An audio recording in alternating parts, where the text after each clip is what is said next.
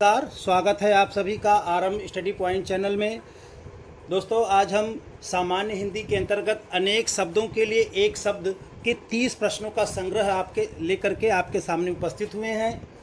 अगर आप UPPCS, RO, ARO, UPSSC, UPSI, लेखपाल या अन्य प्रांतों के प्रतियोगी परीक्षा में शामिल हो रहे हैं जिसमें हिंदी के प्रश्न आते हैं, तो उसके लिए यह हमारा वीडियो बहुत ही लाभदायक और महत्वपूर्ण होगा। अगर इसका नियमित अभ्यास करेंगे तो सामान्य रूप से आपकी सामान्य हिंदी शुद्ध हो जाएगी, सही हो जाएगी, यानी परीक्षा में आपके प्रश्न ज़्यादा सटीक और सही होंगे। तो जैसा कि हमने हिंदी के पहले ही वीडियो में बताया है कि 30 प्रश्नों का हम सेट लेकर आपके सामने उपस्थित हो रहे हैं। इससे पहले सेट में हमने शुद्ध वर्तनी की चर्चा की है, जो कि प्लेलिस्ट में लगा है। जो अभ्यर्थी बाद में जुड़े हैं वो प्लेलिस्ट में जाकर के उस टॉपिक को, यानी शुद्ध वर्तनी टॉपिक को देख सकते हैं, समझ सकते हैं। तो हम 30 प्रश्नों का सेट लेकर आपके सामने उपस्थित हो रहे हैं और इसका समान रूप से पूरा व्याख्या और वीडियो देखें ताकि आपके प्रश्न जो है आसानी से परीक्षाओं में सही हो जाए। तो शुरुआत करते हैं। हमारा जो पहला प्रश्न है कि जिसे प्रमाण द्वारा सिद्ध न किया जा सके, तो जिसे प्रमाण द्वारा सिद्ध न किया जा सके उसके लिए एक शब्द हमें बताना है, यानी एक पूरा सेंटेंस है, उस सेंटेंस का एक छोटा सा शब्द बताना है। चलिए, तो इसमें ए है ऑप्शन अप्रमाणित, बी दे रहा है अनुप्रमेय और सी ऑप्शन दे रहा है अप्रमेय और डी दे रहा है अप्रामाणिक। अगर हम इसके उत्तर की बात करें तो इसका उत्तर हमारा क्या होगा? सी सही होगा, अप्रमेय। यानी हमारा जो पहला प्रश्न है उसका उत्तर क्या होगा? अप्रमेय। अगर हम इसकी व्याख्या की बात करें तो यानी व्याख्या की बात करें, अप्रमाणित जो पहला ऑप्शन दिया है अप्रमाणित उसका होगा, यानी जो प्रमाणित न हो। यहाँ पे दिया है जिसे प्रमाण द्वारा सिद्ध न किया जा सके, तो इसका अप्रमेय सही होगा। लेकिन अगर दे दे कि जो प्रमाणित न हो तो इसका सही उत्तर होगा अप्रमाणित, यानी ए ऑप्शन होता। लेकिन यहाँ पर दिया है जिसे प्रमाण द्वारा सिद्ध न किया जा सके, तो इसमें सी ऑप्शन ही सही है। दोस्तों, इसमें सभी ऑप्शन लगभग मिल रहे हैं, सभी सही लग रहे हैं, लेकिन हमें सेंटेंस पर जाना होगा। अगर सेंटेंस पे ध्यान देंगे तब हमारा यह उत्तर सही होगा। तो अगर हम ए ऑप्शन की बात करें तो इसका जो सही सेंटेंस होगा, पूरा सेंटेंस बनेगा, तो इसका सेंटेंस बनेगा जो प्रमाणित न हो। तो जो प्रमाणित न हो तो वो अप्रमाणित होगा, और जो जिसे प्रमाण द्वारा सिद्ध न किया जा सके उसका सही उत्तर अप्रमेय होगा। चलिए दूसरे प्रश्न पर चलते हैं। दूसरा प्रश्न क्या कह रहा है? दूसरा प्रश्न कह रहा है कि जिस पर आक्रमण किया गया हो के लिए उचित शब्द चुने। तो जिस पर आक्रमण किया गया हो उसके लिए उचित शब्द हमें चुनना है। चलिए, तो इसमें ए दिया है आक्रमण और बी दिया है आक्रामण, सी दिया है आक्रांत और डी दिया है आत्मघाती। तो दूसरे नंबर के प्रश्न में हमारा क्या होगा सही? आक्रांत। क्या होगा इसमें? आक्रांत सही होगा। दोस्तों, अगर हम दूसरे नंबर प्रश्न की व्याख्या की बात करें तो इसमें जो अन्य जो ऑप्शन दिए हुए हैं ये बिल्कुल मिलते जुलते लग रहे हैं, फिर भी देख लेते हैं हम लोग। तो पहले का देख लेते हैं आक्रमण। तो आक्रमण किसका होगा? आक्रमण किसका होगा? सीमा का बलात् उल्लंघन या हमला करना आक्रमण कहलाता है। ठीक है। इसके बाद दिया है आक्रामक। तो आक्रामक यानी आक्रमण करने वाला ही आक्रामक कहलाता है। इसमें आक्रांत का हो गया है, यानी जिस पर आक्रमण किया गया हो उसका क्या होगा? आक्रांत सही होगा। और इसके बाद दिया है आत्मघाती। तो इसका देख लेते हैं। तो जो अपनी हत्या आप करे उसे हम आत्मघाती कहते हैं। तो दोस्तों, हमने चारों विकल्पों के सही उत्तर को बताया है, लेकिन प्रश्न के हिसाब से उत्तर सी है। बाकी की भी हमने चर्चा की, तो उसके आप लोग ध्यान से प्रैक्टिस कर लेंगे। अगले प्रश्न पर चलते हैं। अगला प्रश्न हमारा क्या कह रहा है कि विशिष्ट अवसर पर विशिष्ट लोगों के समक्ष दिया गया विवादित पूर्व भाषण। ए संभाषण, बी अभिभाषण, सी अपभाषण और डी अनुभाषण। तो इसका जो है जो तीसरे नंबर का प्रश्न है उसमें बी ऑप्शन सही होगा, यानी अभिभाषण हमारा सही है। यानी विशिष्ट अवसर पर विशिष्ट लोगों के समक्ष दिया गया विवादित पूर्ण भाषण क्या है? अभिभाषण है। अगर हम तीसरे नंबर के प्रश्न की व्याख्या पे जाएं तो जरा देख लेते हैं। तो हमारा इस तरह से बी ऑप्शन सही है। अगर अन्य की बात करें तो संभाषण किसे कहते हैं? जब दो लोगों या अधिक लोगों के बीच किया गया वार्तालाप हो उसे हम संभाषण कहते हैं। यानी दो लोगों के बीच जब वार्तालाप होता है उसे हम संभाषण कहते हैं। इसके बाद अगला दे रहा है अभिभाषण, तो सही हो गया। अपभाषण, तो अपभाषण क्या है? निंदा करना या गाली देना को अपभाषण कहलाता है। और इसके बाद अनुभाषण की अगर बात करें तो अनुभाषण कब होगा? कि किसी की कही हुई बात का दोबारा कहना या कथोपकथन, यानी कथोपकथन को अनुभाषण कहेंगे। निंदा करना या गाली देना अपभाषण है। और विद्वानों के बीच में विवादित बयान अभिभाषण संभाषण है, अभिभाषण है। और अधिक लोगों के बीच में किया गया वार्तालाप संभाषण है। तो दोस्तों इसका प्रैक्टिस इस तरह से करेंगे। सभी शब्द मिलते जुलते लग रहे हैं लेकिन उनका जो है अर्थ बदल रहा है। चौथे प्रश्न पे चलते हैं। चौथा प्रश्न क्या कह रहा है कि जिसके बराबर कोई न हो, ए विलक्षण, बी अनुपम, सी असाधारण, डी लोकातीत। तो इसमें चौथे नंबर में क्या होगा? बी ऑप्शन सही होगा, यानी हमारा अनुपम सही होना चाहिए। तो सही है ये। अगर हम चौथे नंबर की व्याख्या पे जाते हैं तो चौथे नंबर में यह है कि जिसके बराबर कोई ना हो, तो ये अनुपम सही है, बिल्कुल सही है। अत्यंत विशिष्ट लक्षणों वाला वो विलक्षण कहलाता है। यानी विलक्षण किसका होगा? अत्यंत विशिष्ट लक्षणों वाले को कहते हैं। जो साधारण न हो उसे असाधारण कहते हैं। और लोकातीत असाधारण का पर्याय है, यानी लोकातीत भी असाधारण का ही एक हिस्सा है या उसका एक पर्याय है। तो इस प्रकार से हमारा अगर उत्तर देखा जाए तो बी सही है, लेकिन बाकी अन्य की व्याख्या हम कर लेते हैं। 5वें नंबर प्रश्न में चलते हैं। 5वां क्या कह रहा है? अनियमित के लिए उचित वाक्यांश चुने जिस पर कोई नियंत्रण न हो, जो नियमानुकूल न हो, जिसके संबंध में कोई निर्णय न हुआ हो, जिसका निवारण न हो सकता हो। तो अगर 5वें नंबर प्रश्न की उत्तर की बात करें तो उत्तर होगा हमारा बी, जो नियमानुकूल न हो। यानी अनियमित का मतलब है जो नियमानुकूल न हो, यानी नियम से न हो। तो हमारा बी ऑप्शन सही हो रहा है। अगर हम इसकी व्याख्या की बात करें तो व्याख्या देखते हैं दोस्तों। अनियमित के लिए तो आपको पता हो गया, नियमानुकूल न हो। अन्य की बात कर लेते हैं। जिस पर कोई नियंत्रण न हो, अनियंत्रित। तो जिस पर कोई नियंत्रण न हो, इसका एक शब्द क्या होगा पूरे सेंटेंस के लिए? अनियंत्रित। जिसके संबंध में कोई निर्णय न हुआ हो उसके लिए अनिर्णीत होगा। जिसका निवारण न हो सकता हो उसका अनिवार्य होगा। तो इस प्रकार से हमारा उत्तर तो बी सही होगा। लेकिन अगर व्याख्या देखें तो इस प्रकार से आपके सामने उपस्थित है। चलिए 6वें नंबर प्रश्न पे चलते हैं। 6वां क्या कह रहा है कि ऐसा व्यक्ति जिसके आने का दिन और समय पहले से निश्चित नहीं होता। तो अभ्यागत, गणमान्य, अतिथि और असामयिक। 6वें नंबर प्रश्न का जो उत्तर सही होगा वो हम होगा सी सही होना चाहिए, यानी अतिथि। यानी जिसके आने की कोई तिथि न हो उसे हम क्या कहेंगे? अतिथि कहेंगे। अगर हम इसकी व्याख्या की बात करें, इसकी व्याख्या जो है इस प्रकार से होनी चाहिए। जो समय के योग्य न हो वो असामयिक होता है। सामने आया हुआ अभ्यागत कहलाता है। और प्रतिष्ठित व्यक्ति गणमान्य कहलाता है। यानी गणमान्य प्रतिष्ठित व्यक्ति के लिए होगा, अभ्यागत सामने आया हुआ के लिए होगा, जो समय के योग्य न हो असामयिक उसके लिए होगा। तो उस प्रकार से हमारा जो प्रश्न होगा इसका अतिथि होगा। बाकी अन्य भी हमने देखा है। चलिए 7वें नंबर प्रश्न की बात करते हैं। जिसकी आशा न की गई हो, तो इसमें ए दे रहा है प्रत्याशित, बी अप्रत्याशित, और अगर सी देखें तो अप्रतिज्ञा, अप्रतिआशा, आशातीत। तो 7वें नंबर का जो प्रश्न है वो बिल्कुल एकदम आपका बी ऑप्शन सही होगा, अप्रत्याशित सही होना चाहिए। और बाकी अन्य की जो है व्याख्या हम देख लेते हैं।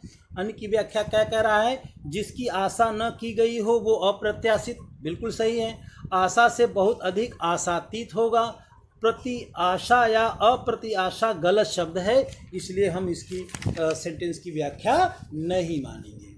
चलिए 8वें नंबर प्रश्न की बात करते हैं। 8वां प्रश्न हमारा क्या कह रहा है? तो 8वें नंबर प्रश्न में कह रहा है जिसका शत्रु पैदा न हुआ हो। तो 8वें नंबर में उत्तर हमारा क्या सही होगा दोस्तों? डी सही होगा, अजात शत्रु हमारा सही है, यानी जिसका कोई शत्रु पैदा न हुआ उसे हम अजात शत्रु कहते हैं। अगर हम इसकी व्याख्या की बात करें तो इसकी व्याख्या जो है इस प्रकार से होनी चाहिए। पहला, जिसका शत्रु पैदा ना हुआ हो उसके लिए अजात शत्रु होगा, जिसका कोई शत्रु ना हो उसके लिए एक शब्द शत्रुहीन होता है। ठीक है दोस्तों, चलिए आगे बढ़ते हैं। हम लोग 9वें नंबर प्रश्न की बात करते हैं। 9वां नंबर क्या कह रहा है? तो 9वां प्रश्न हमारा क्या कह रहा है कि जिसे भुलाया न गया हो वाक्य के लिए उपयुक्त होने वाला शब्द है अतिथि, अभ्यागत, अनाहूत या रिश्तेदार। तो 9वें प्रश्न का जो है हमारा सही है कि जिसे भुलाया, यहाँ पे थोड़ा सा त्रुटि है, अनाहूत होगा, बुलाया होना चाहिए, यानी जिसे बुलाया न गया हो। यहाँ पे क्या होगा? बुलाया होगा, टाइपिंग एरर है, तो भुलाया नहीं, यहाँ पे बुलाया होगा। तो सी हमारा ऑप्शन बिल्कुल सही होगा। चलिए, अगर अतिथि तो हमने बता ही दिया, अतिथि का मतलब जिसके आने की तिथि न हो, और अभ्यागत, अभ्यागत शुद्धि में अगर एक सेंटेंस वाक्य में देखा जाए तो रिश्तेदार और अभ्यागत का कोई विशेष अर्थ नहीं होता है। तो दोस्तों इस प्रकार से हम सार्थक चीज़ों को लेंगे और इसमें सार्थक शब्दों को ही का भंडार हम लोग शब्दों का अभ्यास करेंगे। चलिए तो आगे हम लोग बढ़ते हैं। 10वां नंबर का जो प्रश्न क्या कह रहा है कि जो पहले कभी न हुआ हो। तो इसमें अगर उत्तर की बात करें तो ए अद्भुत दे रहा है, बी अभूतपूर्व दे रहा है, सी अपूर्व दे रहा है, डी अनुपम दे रहा है। तो इसमें जो पहले कभी न हुआ हो, इसमें सही कौन होगा? अभूतपूर्व, यानी जो कभी पहले नहीं हुआ हो। अगर 10वें नंबर प्रश्न की व्याख्या की बात करें दोस्तों तो इसमें होगा यानी जो पहले कभी न हुआ हो, इसका सही है अभूतपूर्व। जबकि अद्भुत का अर्थ है इसके विषय में आश्चर्य प्रकट हो, अनुपम का अर्थ है जिसका कोई उपमा न हो, और अपूर्व का अर्थ है जो पहले न हुआ हो। तो इस प्रकार से हमारे सभी ऑप्शन के अलग अलग आशय होंगे। चलिए 11वें नंबर प्रश्न की बात करते हैं। तो 11वां प्रश्न हमारा क्या कह रहा है कि बढ़ा चढ़ा कर कहने के लिए एक शब्द होगा अतिवादी, अतिशय, अत्यंत और अतिशयोक्ति। तो इसमें ज़्यादातर लोगों का उत्तर हमारा को है क्या होगा? अतिशयोक्ति। इसका मतलब है कि किसी छोटी बात को जो है बढ़ा चढ़ाकर बताना। ये इसका प्रयोग अलंकारिक शब्दों में, अलंकार में किया जाता है। तो अतिशयोक्ति का मतलब है कि छोटी सी चीज़ को हम खूब बढ़ा चढ़ाकर बताएं या उपस्थित या पेश करें। तो बढ़ा चढ़ा करने के लिए अतिशयोक्ति बिल्कुल सही है। अतिवादी जो आतताई हो और जो किसी चीज़ का अत करने वाला। अतिशय, अत्यधिक, अतिशय जो है अतिशय का अलग आशय होगा। अत्यंत जो बिल्कुल अत्यंत निश्चय, जो एकदम बिल्कुल अनिवार्य हो उसे हम अत्यंत कहते हैं। चलिए तो 12वें नंबर के प्रश्न में चलते हैं। 12वां नंबर का प्रश्न क्या कह रहा है? वह स्त्री जिसका पति परदेश से आने वाला हो के लिए क्या शब्द होगा? आगत पतिका, प्रविष्ट पतिका, प्रोषित पतिका या आगमस्यत पतिका। तो 12वें नंबर का डी ऑप्शन सही होगा, यानी वह स्त्री जिसका पति परदेश से आने वाला हो के लिए एक शब्द क्या होगा? आगमिष्यत पतिका, यानी आगमिष्यत पतिका जो है सही होगा। आगत पतिका इसमें सही नहीं होगा। 12वें नंबर की व्याख्या अगर देख लें तो व्याख्या क्या कह रहा है? तो इसमें हमारा क्या हो रहा है कि वह स्त्री जिसका पति परदेश से आने वाला हो उसके लिए एक शब्द है आगमिष्यत पतिका, जबकि वह स्त्री जिसका पति परदेश से लौट आया हो उसे आगत पतिका, यानी जो पहले लौट आया है वो आगत पतिका है। तो साहित्य मर्मज्ञों की अवस्था के अनुसार नायिकाओं के 8 भेद हैं: स्वाधीन पतिका, खंडिता, अभिसारिका, कलहांतरिता, वासक सज्जा, विप्रलब्धा, प्रोषित पतिका और विरोहोत्कंठिता। इस प्रकार से हमारा जो है उस नायिकाओं के जो भेद हैं उसमें से ये है एक शब्द दिया है। तो दोस्तों अक्सर लोग जो है इसमें कंफ्यूज होकर के आगत पतिका टिक कर देते हैं। तो आगत पतिका का अलग उत्तर होगा, यानी जिसका पति परदेश से लौट आया हो, और वह स्त्री जिसका पति परदेश से आने वाला हो, यानी इसमें आने वाला है, इसमें काल में परिवर्तन हो जाता है। तो जब भी आप उत्तर टिक करेंगे तो काल और समय सेंटेंस को देख कर करेंगे, तो यानी 63 में हमारा डी सही उत्तर होगा। चलिए, वह स्त्री जिसका पति दूसरा विवाह कर ले, अध्यूढ़ा, परित्यक्ता, अनूढ़ा, खंडिता। तो जो 13वें नंबर का प्रश्न है उसकी अगर उत्तर की बात करें तो उत्तर हमारा सी होना चाहिए, यानी उत्तर हमारा जो 13वें नंबर प्रश्न में ए होना चाहिए, अध्यूढ़ा। यानी उत्तर अगर हम टिक करें तो क्या होगा, अध्यूढ़ा। यानी वह स्त्री जिसका पति दूसरा विवाह कर ले, इस वाक्यांश के लिए एक शब्द क्या होगा, अध्यूढ़ा। चलिए, एक शब्द हमारा क्या है, अध्यूढ़ा है। चलिए, अब अगर हम इसकी व्याख्या की बात करें, अगर 13वें नंबर प्रश्न की व्याख्या की बात करें तो वह स्त्री जिसका पति दूसरा विवाह कर ले, तो अध्यूढ़ा या अध्यगूढ़ा सही है, अध्यूढ़ा। इसमें य पे बड़े उ की मात्रा होगी। वह स्त्री जिसका पति रात को किसी अन्य स्त्री के पास रहकर प्रातः उसके पास आता, उसे हम खंडिता कहते हैं। ठीक है दोस्तों। अच्छा, अगला जो उसमें दे रहा है कि वह स्त्री जिसके पति ने त्यागा छोड़ा हो, उसे हम परित्यक्ता कहते हैं। यानी परित्यक्ता उसे कहा जाएगा वह स्त्री जिसके पति ने त्यागा छोड़ दिया हो। अध्यूढ़ा उसे कहा जाएगा जिसने दूसरा विवाह कर लिया हो। और वह स्त्री जिसका पति रात में किसी अन्य के पास रहकर आए तो उसे हम खंडिता कहते हैं। तो प्रश्न के हिसाब से हमारा उत्तर ए सही होगा, इसकी व्याख्या सब अलग अलग हैं। 14वें नंबर प्रश्न की बात करते हैं, ईश्वर में विश्वास करने वाला। तो ईश्वर में विश्वास करने वाला अनुरागी, वैरागी, आस्तिक या भक्त। अगर 14वें प्रश्न की बात करें तो इसमें सही उत्तर सी होगा, आस्तिक होना चाहिए, और यही सही होगा। यानी ईश्वर में विश्वास करने वाला आस्तिक और ईश्वर में विश्वास न करने वाला क्या कहलाता है, नास्तिक कहलाता है। बाकी अन्य की जो व्याख्या हम अगर देखें तो इसमें जो 14वां है, यानी इस अनुरागी यानी अनुराग करने वाला, वैरागी वैराग करने वाला, यानी जिसने वैराग ले लिया है, और भक्त जो भक्ति करता है उसे हम भक्त कहते हैं। चलिए, अगले हम 15वें नंबर के प्रश्न की बात करते हैं। 15वां प्रश्न क्या कह रहा है कि इनमें से एक के लिए प्रयोज्य शब्द असूर्यम पश्या है। तो इसमें अगर 15वें नंबर की बात करें तो रनिवास में वह स्थान जहाँ सूर्य दिखाई न दे, बी वह स्थान जहाँ सूर्य का प्रखर प्रकाश बड़ा कष्टकारी होता है, वे प्राणी जो सूर्य का दर्शन न कर पाएँ, रनिवास में कड़े पर्दे में रहने वाली स्त्री। तो 15 में डी सही है कि रनिवास में कड़े पर्दे में रहने वाली स्त्री को ही असूर्यम पश्या कहते हैं। ठीक है, तो असूर्यम पश्या किसके लिए होगा, डी ऑप्शन सही है, रनिवास में कड़े पर्दे में रहने वाली स्त्री। अगर इसकी व्याख्या की बात करें तो जहाँ सूर्य न दिखाई दे, तो उसका मतलब हुआ कि सूर्यहीन यानी प्रकाशहीन स्थान होगा। चलिए, आगे हम बढ़ते हैं 16वें नंबर पे। दोस्तों, हमारा 16वां नंबर क्वेश्चन क्या कह रहा है, 16वां नंबर क्वेश्चन कह रहा है कि अभ्यांतर का सही अर्थ है। तो अभ्यांतर का सही अर्थ हमारा क्या होगा, ए किसी वस्तु की आभा, किसी वस्तु का बाहरी भाग, किसी वस्तु से भिन्न, किसी वस्तु का भीतरी भाग। 16वें में होगा आभ्यांतर किसी वस्तु का भीतरी भाग ही आभ्यांतर कहलाता है। आभ्यांतर का विलोम वाय होता है।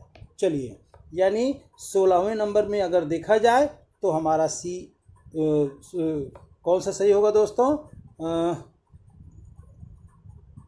हमारा सही होगा आभ्यांतर का विलोम किसी वस्तु का भीतरी भाग। तो ये किसी वस्तु का बाहरी भाग, किसी वस्तु का भीतरी भाग, यानी इसमें डी हमारा सही होगा। चलिए आगे बढ़ते हैं दोस्तों। 17वां नंबर में जिसका संबंध आध्यात्म से है के लिए एक शब्द होगा। तो आध्यात्मिक, धार्मिक, शास्त्रीय या नैतिक। तो 17वें नंबर क्वेश्चन में हमारा ए सही होगा, आध्यात्मिक यानी जिसका संबंध अध्यात्म से हो, धार्मिक जिसका संबंध धर्म से हो, शास्त्रीय जिसका संबंध शास्त्र से हो, और नैतिक जो नैतिकता से संबंधित हो। अगला है 18वां कि जिसके पास कुछ न हो उसके लिए उपयुक्त शब्द है, तो इसके लिए अकिंचन बिल्कुल सही होगा। अकिंचन यानी जिसके पास कुछ न हो। अभावग्रस्त यानी अभाव से ग्रसित। दीनहीन यानी जो दीनहीन है। महादीन ये निरर्थक शब्द है। चलिए, महल के भीतरी भाग को किस शब्द से जाना जाता है?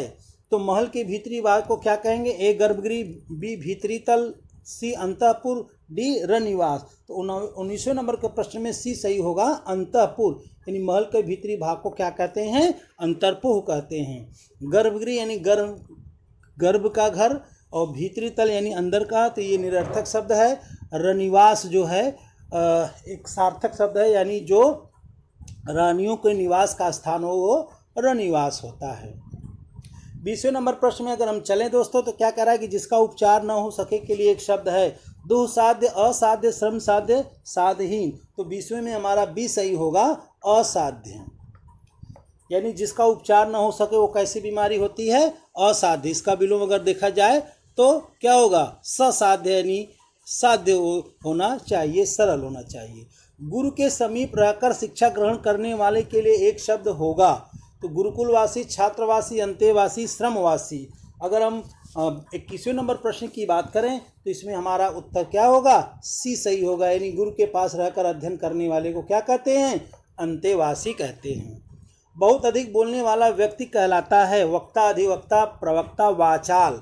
तो इसमें 22 नंबर प्रश्न में डी सही होगा, वाचाल। वक्ता माने बोलने वाला, अधिवक्ता जो वकालत का काम करता हो, प्रवक्ता जो लेक्चरर या लेक्चर का काम करता हो, तो वो प्रवक्ता है। अगला है 23वां है अल्पाहारी शब्द के लिए उचित वाक्यांश छाटिए। जो कंदमूल खाता हो, जो फल खाता हो, जो पकवान खाता हो, जो कम खाता हो। तो उसको हम कम खाने वाले को ही अल्पाहारी या मिताहारी कहते हैं। अगर 23वें नंबर प्रश्न में देखा जाए तो हमारा डी ऑप्शन बिल्कुल सही होगा। तो जो फल खाता है उसे फलाहारी कहते हैं। जो कंदमूल खाता है तो कंदमूल फलाहारी कहेंगे। जो पकवान खाता है तो वो पकवान कहा जाता है, यानी पकवान खाने वाला। चलिए 24वें नंबर प्रश्न की बात करते हैं कि जिसका जन्म छोटी जाति निचले वर्ण में हुआ है के लिए एक शब्द होगा। इसके लिए अंत्यज सही होगा। यानी 24वें नंबर प्रश्न में अंत्यज हो हमारा सही होगा।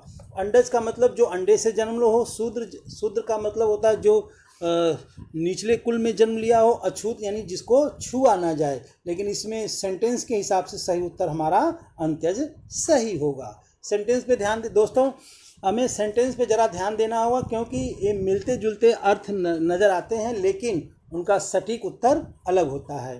तो जो कानून के विरुद्ध हो उपयुक्त शब्द के लिए चयन करना है। तो वैधानिक, संवैधानिक, निरुद्ध और अवैध। तो 25वें नंबर प्रश्न में होगा कानून के विरुद्ध क्या होगा? अवैध। वैधानिक का मतलब जो विधि की सम्मत हो। संवैधानिक का मतलब जो संविधान के अनुसार हो। निरुद्ध का मतलब जिसे रोका गया हो या जिसे पे रोक लगाई गई हो, रोका गया हो। 26वें नंबर प्रश्न चलते हैं दोस्तों। जो कभी बूढ़ा ना हो उपयुक्त शब्द का चयन करें। अमर, अजर, सदाबहार, तरुण। तो 26वें में क्या होगा? अजर। यानी अजर यानी जो कभी बूढ़ा ना हो उसे हम क्या कहेंगे? अजर कहेंगे, सही रहेगा। अमर जो कभी मरे ना, सदाबहार जो हमेशा हरा भरा हो, तरुण का मतलब नौयौवन या नवयुवक, तो ये तरुण होगा। चलिए तो लेकिन हमारा इसमें उत्तर क्या होगा? अजर होगा, यानी जो कभी बूढ़ा न हो। जो मापा ना जा सके, अपरिमेय, अमापित, अनुप्रमेय या अपर। तो अगर 27वें नंबर प्रश्न पे जाएं तो हमारा ए सही होगा, अपरिमेय, यानी जिसे मापा ना जा सके अपरिमेय। और बाकी शब्द अपने अलग अलग प्रयोग में इस्तेमाल किए जाते हैं। तो 28वें नंबर प्रश्न में चलते हैं दोस्तों। निम्नलिखित में से कौन सा पीछे चलने वाला शब्द समूह हेतु एक शब्द है? तो अनुगत, पिछलगु, पिछल, आगत। तो 28वें नंबर प्रश्न में देखा जाए तो अनुगत होगा, यानी निम्नलिखित में से पीछे चलने वाले को क्या कहते हैं? अनुगत या अनुचर भी कहते हैं। अनुकरण करने वाले को अनुचर कहते हैं। चलिए अब अगला शब्द है अंत्यज शब्द के लिए सही वाक्यांश है। तो तो ये पिछले ही प्रश्न की एक अगली कड़ी है।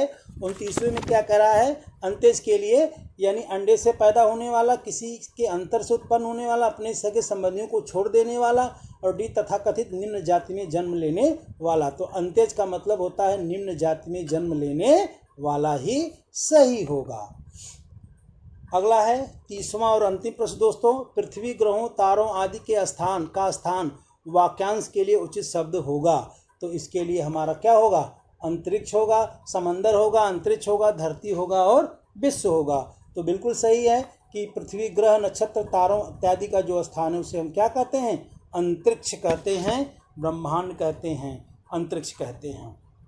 तो दोस्तों इस प्रकार से हमने वन वर्ड सब्स्टिट्यूशन यानी अगर हम टॉपिक को देखें तो हमारा जो टॉपिक रहा है अनेक शब्दों के लिए एक शब्द के कुछ हमने महत्वपूर्ण प्रश्नों का संग्रह या प्रश्नों को संकलित किया, जो कि आपके सामने व्याख्या के साथ प्रस्तुत किया।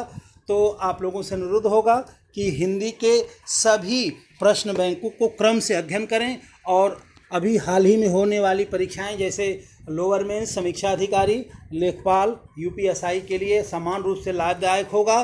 तो इस प्रकार से आप लोग नियमित रूप से क्लास को करते रहें और वीडियो देखते रहें, जिससे आपको ज़रूर लाभ मिलेगा। धन्यवाद।